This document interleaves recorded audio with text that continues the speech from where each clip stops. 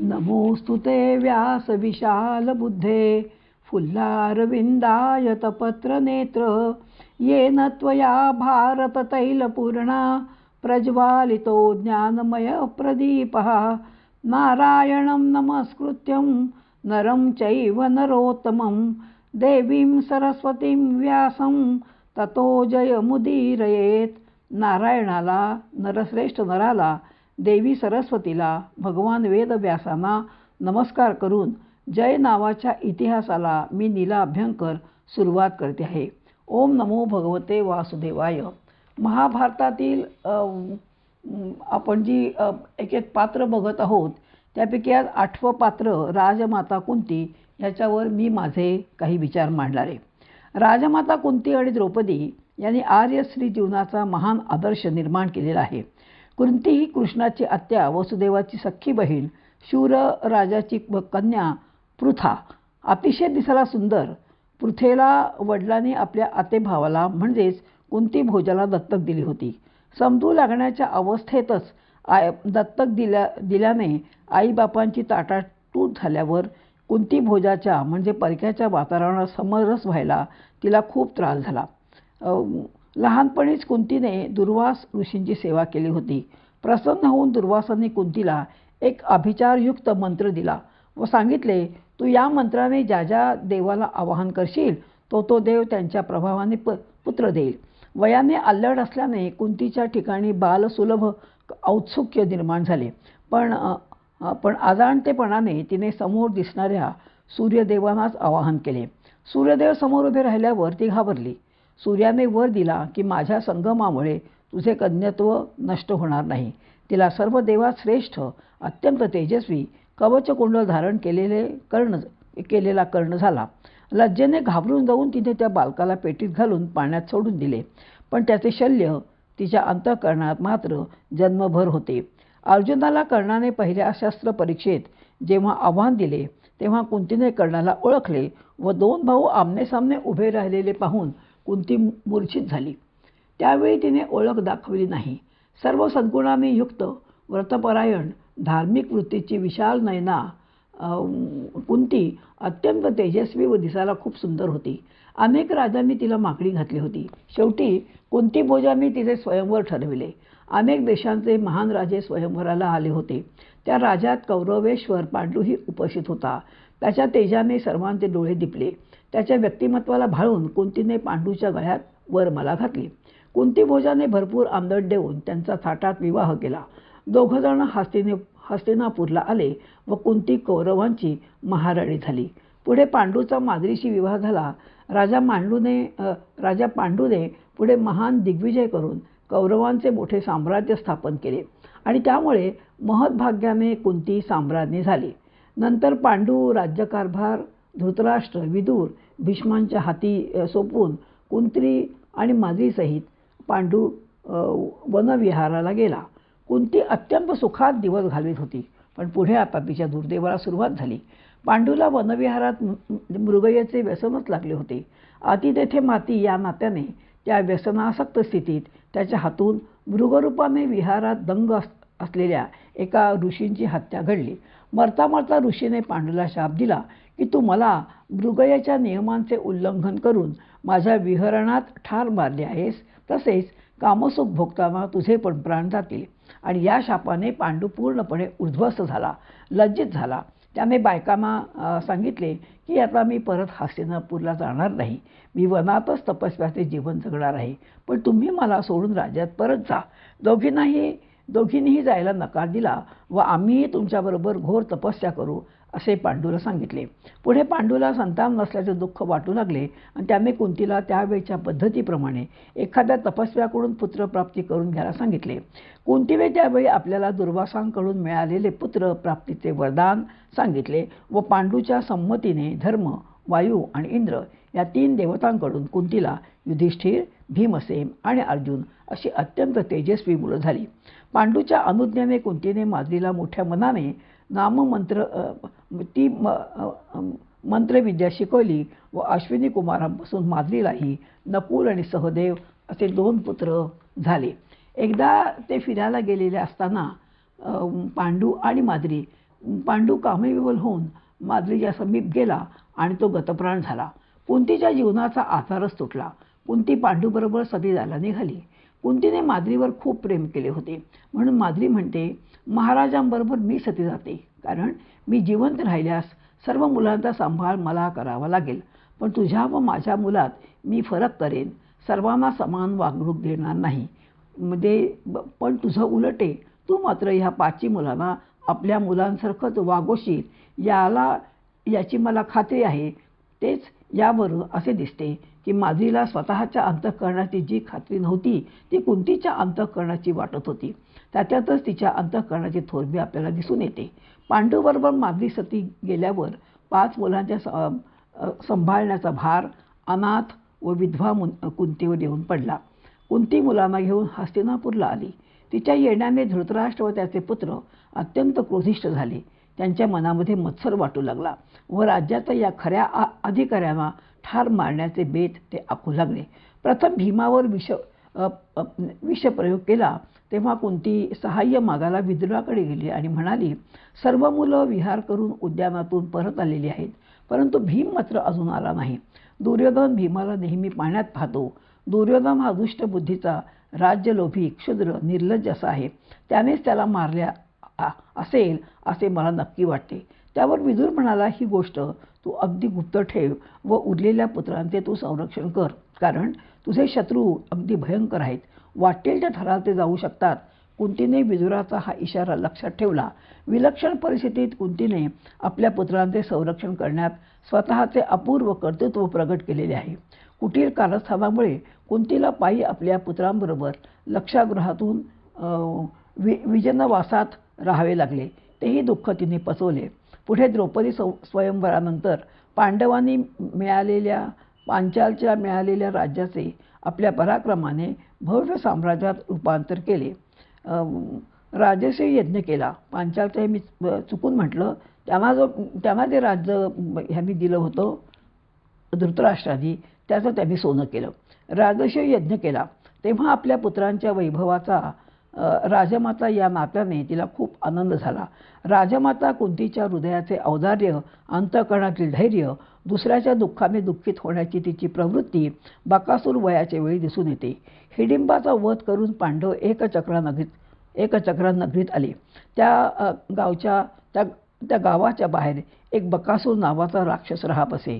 त्याला रोज एक गाडाभर अन्न, गाड्याला जोडलेला रेडा आणि एक माणूस खाण्यासाठी पुरवायचा असा करार त्या राक्षसांची नागरिकांचा झाला होता.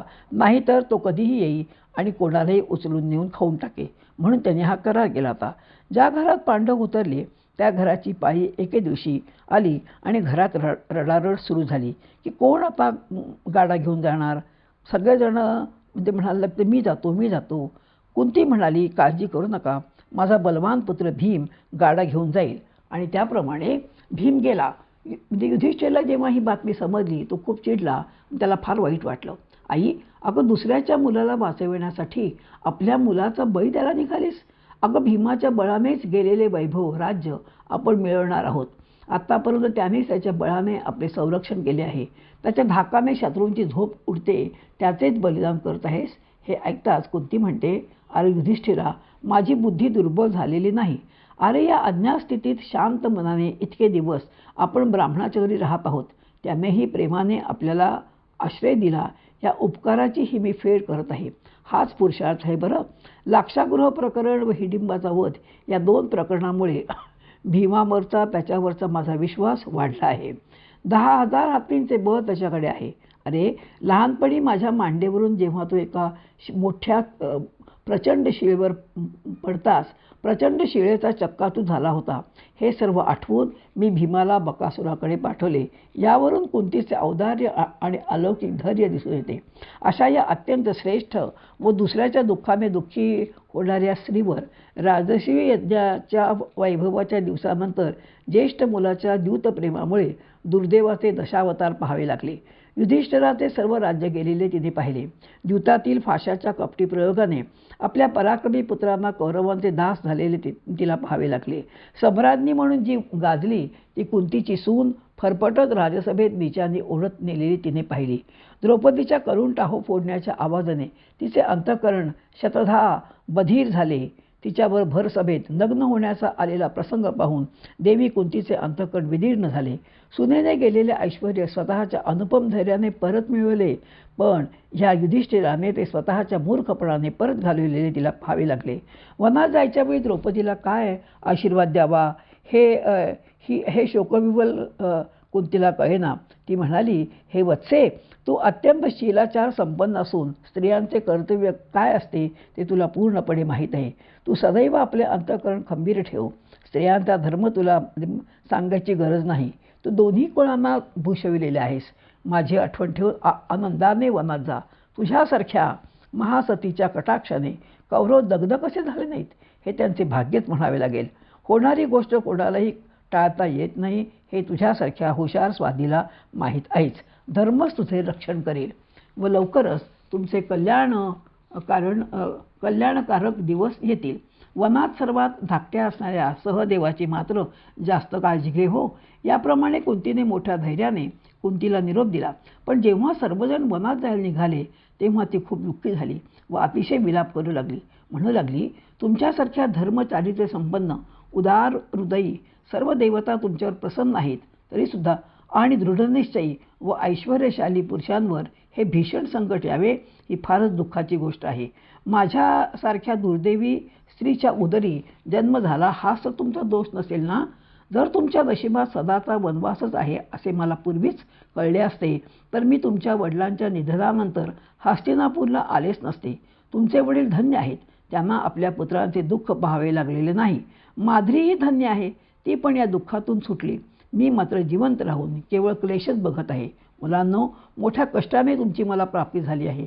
तुम्ही मला अत्यंत प्रिय आहात. मी तुम्हाला कधीही सोडणार नाही. मीही तुमच्याबरोबर वनात येते. हे द्वारकावासी श्रीकृष्णा, तू माझी व माझ्या मुलांची दुःखापासून सुटका करणारे. ही माझी मुलं धर्म, यश, पराक्रम यांचे अनुवर्तन करणारी असून घोर दुःख भोगावयास मुळीच योग्य नाहीत. त्यांची तुला दया येत नाही का रे? शेवटी विमनस्क स्थितीत पांडव वनात निघून गेले. विदुराने कुंतीचे सांत्वन करून तिला घरी नेले. 13 वर्षे कुंती विदुराकडे राहिली. 13 वर्षानंतर आपली मुलं गेलेले राज्य परत मिळवतील या आशेवर कुंती एक दिवस मोजत होती. 13 वर्षानंतर केवळ 5 गावं मागून कौरवांशी संधी करायला आपले पुत्र तयार आहेत हे पाहून मात्र तेजस्वी क्षत्राणीचा संताप उफाळून आला.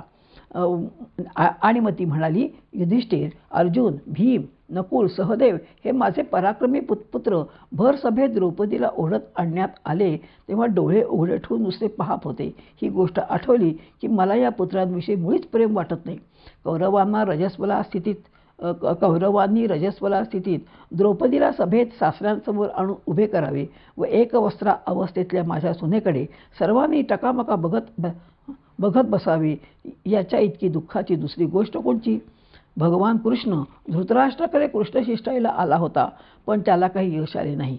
पांडवांकडे परत जाताना कृष्ण आपल्या आत्याकडे येऊन काय निरोप सांगू का तुझ्या पुत्रांना जेव्हा असे विचारतो तेव्हा ती म्हणते, हे केशवा, धर्मात्मा युधिष्ठिराला सांग की धर्म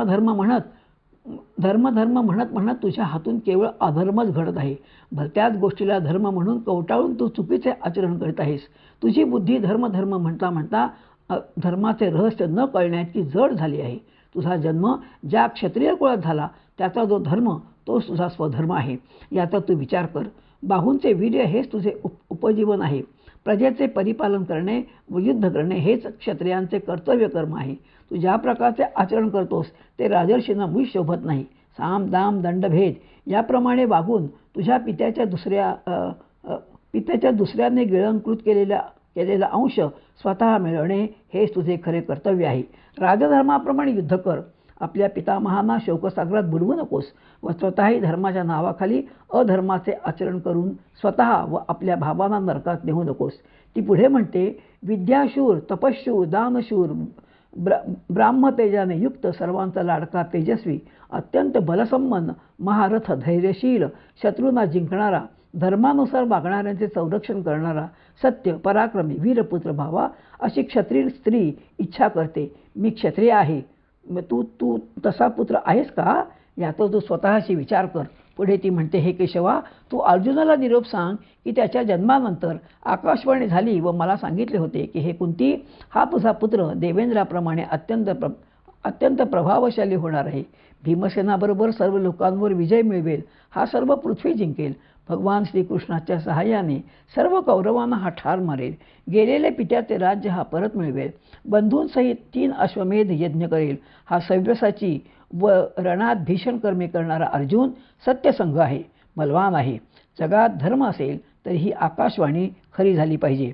नेहमी प्रतिकाराला सज्ज असणाऱ्या भीमाला माझा निरोप सांग की शत्रूंशी वैर उत्पन्न झाल्यावर थोर पुरुष कधीही भग्न मनस्क होत नसतात. कौरवांचा अंत केल्या वाचून तुला शांती मिळणार नाही. क्षत्रिय स्त्री ज्याच्यासाठी पुत्राला जन्म देते तो काळ भीमा आता अगदी जवळ आलेला आहे. तुझ्यापासून माझी हीच अपेक्षा आहे. द्रौपदीची मला सारखी आठवण येते. तिला सांग की संकटाच्या वेळीही शांत चित्ताने तू जे माझ्या मुलांशी वर्तन केलेस ते अगदी भूषणास्पद, अभिमानास्पद असे आहे. माद्री पुत्राला सांग की प्राणापेक्षाही पराक्रमाने मिळवलेले भोगण्याची इच्छा करा. क्षत्रिय धर्मानुसार जगून पराक्रमाने संपत्तीचा उपभोग घेणारा मनुष्य धन्य होय. त्यांचे कुशल मी विचारले आहे म्हणून सांग. माझे कुशल त्यांना कळव. माझे पुत्र मी तुझ्या हातात देते. या संदेशावरून कुंतीच्या रूपाने साक्षात दाहक तेज अंगी वागविणारी विद्युल्लताच चमकत आहे असे वाटते. आर्य स्त्रीच्या तेजस्वितेचा कुंती हा दैदिप्यमान आविष्कार आहे आणि म्हणूनच श्रीकृष्णांना कुंती वंदनीय देवता वाटली. पण कुंतीचे खरे वैशिष्ट्य जे मनावर माझ्या परिणाम करते ते तिच्या उत्तर आयुष्यातील तिच्या उदात्त त्यागामुळे होय. तिच्या पुत्रांनी रणांगणात शत्रूंना ठार मारून साम्राज्य मिळवल्यानंतर राजमाता म्हणून कुंती ऐश्वर्यात अभिमानात राहिली असती पण तसे न करता तिने आपल्यापेक्षा वडील म्हणून दुःखी असलेल्या गांधारी धृतराष्ट्रांच्या सदैव सुश्रेतेत मग्न राहिली. धृतराष्ट्र आणि डोळ्यांना पट्टी बांधलेली गांधारीसहित अरण्यात जात असताना तिचा हात आपल्या खांद्यावर घेऊन राजमाता कुंती तिला आधार देऊन चालवित होती व धृतराष्ट्र गांधारीच्या खांद्यावर हात ठेवून चालत होते. आपली आई राजवैभवाचा त्याग करून निघालेली पाहून कोमल मनाच्या युधिष्ठिराला खूप दुःख झाले. आई, काकांची सेवा करायला मी अरण्यात जातो गो, पण आम्ही तुझे पुत्र जिवंत असताना तू अरण्यातील कष्ट सोसावेस हे काही मला पटत नाही. पण हे ऐकून कुंतीच्या निश्चयात काहीच फरक पडला नाही. कुंतीच्या डोळ्यात अश्रू तळवळले व ती म्हणाली, हे महाराज, तुझा सर्वात धाकटा बंधू सहदेव याच्यावर कधी रागवू नकोस. त्याचे तुमच्यावर खूप प्रेम आहे. याप्रमाणे रणांगणातून कधीही पलायन न करणाऱ्या कर्णाला कधीही विसरू नकोस. दुष्टबुद्धीने त्याचा लढाईत नाश झाला. मला वाटतं माझं हृदय लोखंडायचं की काय. कर्ण माझा मुलगा होता ही गोष्ट मी कधीच प्रगट केली नाही. ही माझ्या हातून मोठी चूक घडली आहे. आता होऊन गेलेल्या गोष्टीला मी काहीच करू शकणार नाही. कर्णाची दान ही जीवननिष्ठा होती. तू त्याच्यासाठी खूप दान दे. कुंती कर्णाला कधीही विसरू शकली नाही. द्रौपदीचा कधीही अपमान करू नकोस. कुळात तूच सर्वात मोठा आहेस. तूच सर्वांचा सांभाळ कर. माझी कसली काळजी करतोस. मोठ्या दीर जावेची चरणसेवा करणं हेच माझं कर्तव्य आहे आणि या वयात तपस्या करणं हे माझं काम आहे आणि तेच मी उर्वरित आयुष्यात करणार आहे. युधिष्ठिर म्हणतो, अगं, कृष्णाबरोबर पाठवलेल्या निरोपाप्रमाणे हे राज्य मी संपादन केले. आता तू आम्हाला सोडून का पण जातेस. कुंती पुढे पुढे चालत होती. युधिष्ठिर तिच्या मागे मागे होता. ती म्हणाली, हे पांडवा, मी पूर्वी कर्तव्य म्हणून तुमच्यात रणोत्साह उत्पन्न केला. कारण द्यूतात राज्याचा अपहार झालेल्या तुमचे तेज प्रदीप्त करणे हे माता म्हणून माझे कर्तव्य होते. राजा पंडूसारख्या सर्वश्रेष्ठ पुरुषाची संतती नष्ट होऊ नये व तुमच्या यशाचा नाश होऊ नये म्हणून मी तुम्हाला प्रोत्साहित केले.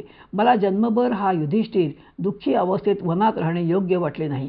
10,000 हत्तीचे बळ असलेला भीमांची शक्ती वाया जाऊ नये. हा तेजस्वी अर्जुन जन्मभर दीन राहू नये. नकुल सहदेव अन्नासाठी लाचारीने राहू नयेत. क्षत्रियांचे कर्तव्य तुम्ही पार पाडावे या उत्कट इच्छेने तुमचे तेज वाढविले. तू आता सर्वांना घेऊन परत जा व नेहमी धर्माने वाग. अंतःकरण विशाल ठेव. धृतराष्ट्र गांधारीची सेवा व कुंतीने 16 वर्ष केली. मध्ये मध्ये पांडव तिला वनात भेटायला यायचे. सेवा करता करता ती खूप वृद्ध झाली. तिने शेवटी वणव्यात धृतराष्ट्र गांधारीसह आपले शरीर समर्पण केले. भगवान श्रीकृष्णाची ही वंदनीय आत्या, युधिष्ठिर, भीम, अर्जुनाची आई, महाभारताचा व भारतीय स्त्री जीवनाचाही एक महान अमर अलंकार आहे, तिला माझा नमस्कार. ओम नमो भगवते वासुदेवाय.